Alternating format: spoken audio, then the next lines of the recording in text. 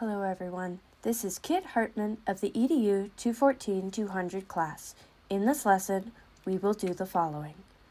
We will define asthma in a medical sense, identify what it looks like and how it's caused, what asthma means in terms of IDEA and special education, how we as teachers can go about teaching students with asthma, and what resources we can give to parents as we do this.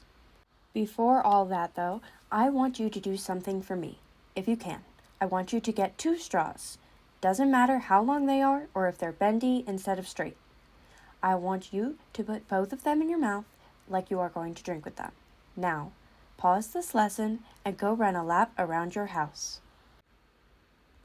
Do you feel more out of breath than normal? Perhaps you're feeling a little lightheaded and need to take a break. For some people with asthma, this is not a fun experiment, but instead a daily struggle. Let's talk about what asthma is and what it means more exactly. Asthma is a chronic medical condition. This means if you have it, you can't exactly cure it. You can take steps to management, but you can't get rid of it forever. Asthma occurs when swelling and increased mucus or inflammation occurs in the airways, and the muscles of the airways squeeze closed. When we breathed through the straws earlier, we were mimicking the tightness airways caused by asthma.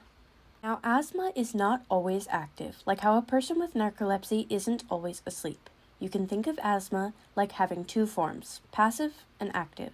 In passive asthma, you get a few lighter symptoms. These include coughing, wheezing, a tight chest, and some shortness of breath. These symptoms do not have to be present all at once or every day.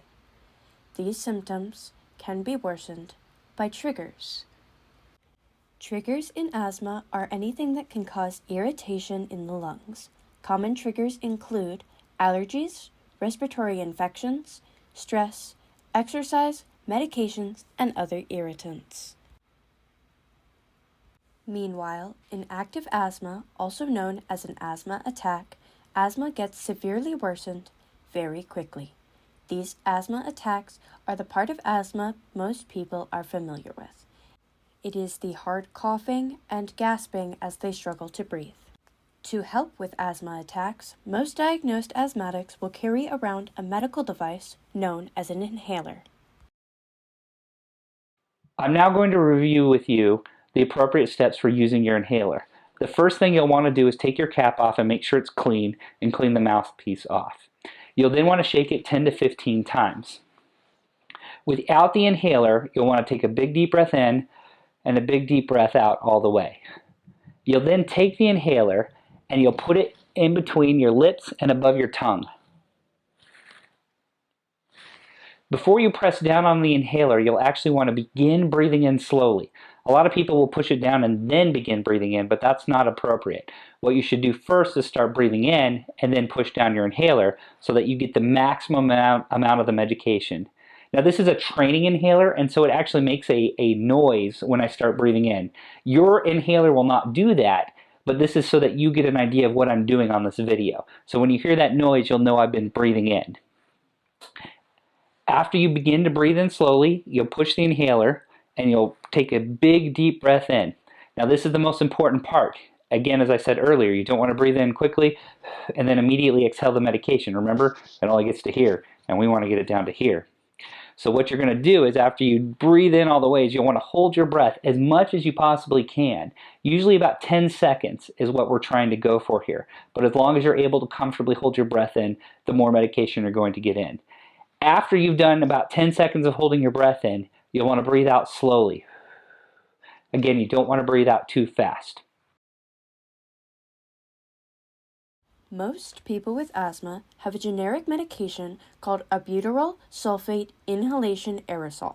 Some people, however, have specialty prescriptions with a different medication or just a different concentration of the default medication.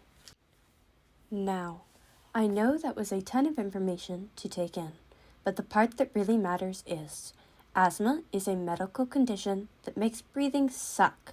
Most people with asthma have an inhaler that is super important for having them not die if their lungs get too aggressive. Now, this is a special education course, not a medical course, so let's talk about what asthma means in terms of IDEA.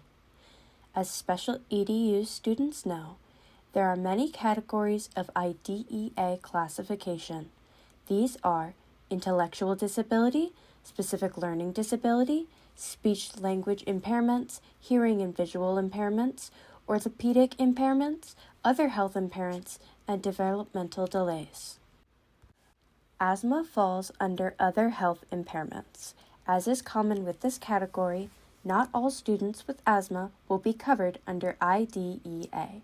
Some may end up with a 504 plan and others may not need accommodations.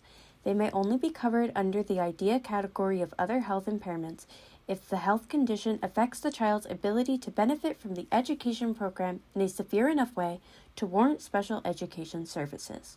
Most of the time, simple adjustments in the child's required activity level and access to their medically prescribed inhaler is enough to support a child with asthma. The LRE in these cases is fully in the general education classroom and does not require additional care. As an aspiring or current teacher, you will end up having a special needs child in your classroom at some point in your career. While you may not inherently have an asthmatic student, it is best to know how to accommodate one in your classroom. Louis Pasteur, a French chemist, pharmacist, and microbiologist, used to say, "In the fields of observation, chance favors only the prepared mind." This is never more true than in the career of chance of teaching. Unless you are watching them at recess or in gym class, the accommodations you provide will likely be strictly environmental. As we previously discussed, asthma is triggered by irritants and respiratory illness. You can do your part in the classroom by minimizing the risk of airborne infections and common irritants. There are a couple ways to do this. The first is by using cleaning solutions in your room with no scents. Not having scents is really important because scents often bother asthmatic students and can even bother non-asthmatic students. As may be obvious, cleaning germs in your classroom is an easy step towards preventing infections. Another way to clean is to clean the air using air purifiers. This may be a much more expensive option and may need to be run by an administrator, but an air purifier would greatly reduce things like pollen, dust, and could even help reduce bacteria. This is all well and good for most teachers, but what if you are doing exercises? Exercising is very important and fun, but also a huge trigger for asthma. How do you adjust? Do you force them to play at the expense of their health? Do you make them sit out to protect them? No. Both of these solutions are much too extreme.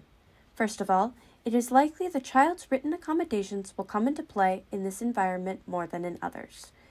More than ever, it is extremely important that the child has access to their medication if they have any, adequate water, and many opportunities to rest. Some activities may also be able to be modified on a student-by-student basis based on what exercises seem to worsen their condition. Your child with asthma will have a guardian of some description. This caregiver may come to you for assistance with their asthmatic child. While asthma is a medical condition, you are still responsible for this child in a way, and there are ways you can help them learning about their child. First of all, the parents should know their rights in the event of their child having an IEP. This site goes over what the parents' rights are in this process. This one is a whole organization dedicated to giving parents the same space in the room as educators. The American Thoracic Society's publication on asthma also has this set of resources specifically for asthmatic parents. To wrap up today's lesson, I want you to create a list of things you would have to change in your life if you had to spend your whole life breathing through those straws from the intro. Thank you for listening to this lesson about asthma.